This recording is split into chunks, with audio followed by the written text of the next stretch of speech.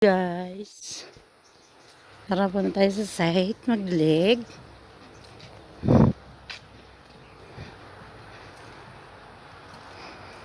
Ang alam mo ba guys, meron dito akong kinakatay na baboy, malaki, 300 kilo siguro yun guys.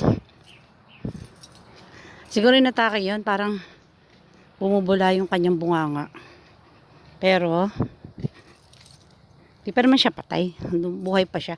Papatay na kasi parang hindi rin mabubuhay. Tapos alam niyo ba guys, magandang hapon sa inyong lahat guys.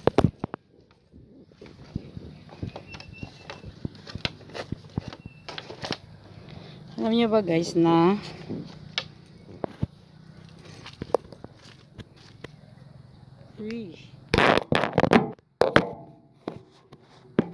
wait lang guys, dyan lang kayo ha.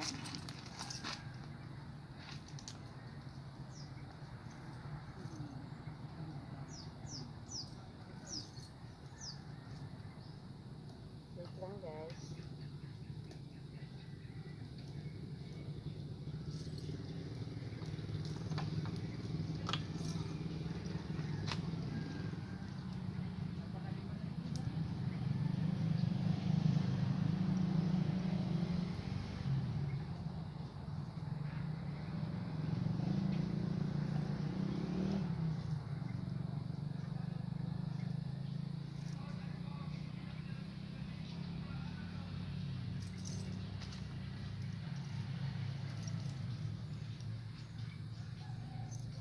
Bakasyon nyo na te.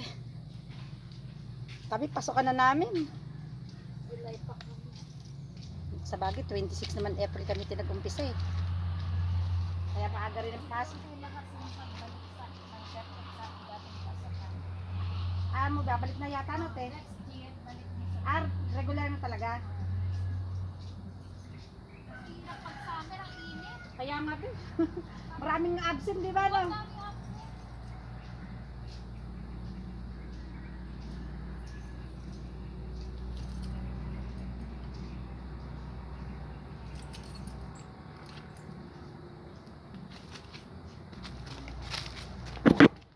Guys, tara magdilig tayo guys.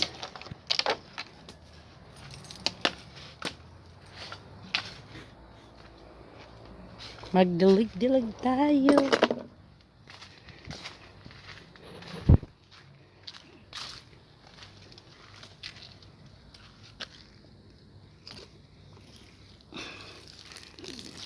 Guys, tingnan nyo yung tanim ko oh.